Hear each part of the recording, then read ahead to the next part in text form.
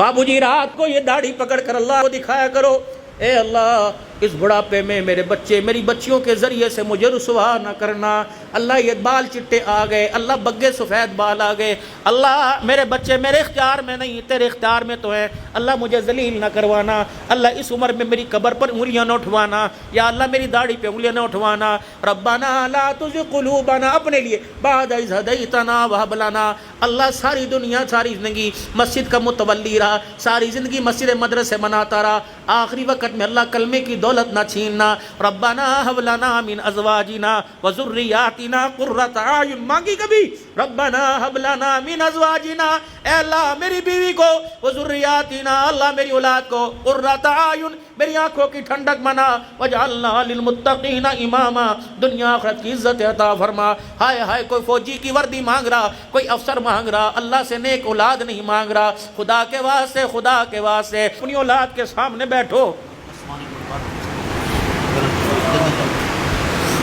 خدا پاک کی قسم ہمارے ہاتھ میں کبھی پیسے ہماری اوقات سے زیادہ ہوتے تھے تو ماں کہتی تھی بیٹے چوری تو نہیں کر کے لے کے آیا، بیٹے ایک بچے نے چوری کی تھی، کوتوال پولیس والے پکڑ کے لے گئے تھے، وہ اپنی ماں سے اس کی ماں سے ملنے آئی تھی، اس نے اپنی ماں سے کہا تھا اماں کان میرے قریب کریو، بچے کے قریب ماں نے کان کیا تو بیٹے نے یوں کر کے ماں کے کان پہ کاٹ لیا تھا، مائیں تربیت ایسے کرتی تھی، اب تو کہتے بلب چوری کر کے لا۔ میرے محترم دوستو بزرگو اللہ اکبر، ورنہ آپ نے بھی بچنا میں نے بھی کوئی نہیں، دن آگے پیچھے ہیں، کوئی آج جائے گا کوئی کل جائے گا، عقل مند آدمی وہ جو مرنے سے پہلے موت کی تیاری کر لے، موت کی تیاری کیا اللہ کو اس کے حکموں کے ساتھ اور محمد عربی صلی اللہ علیہ وسلم کے طریقوں کے ساتھ اللہ کو راضی کر لینا۔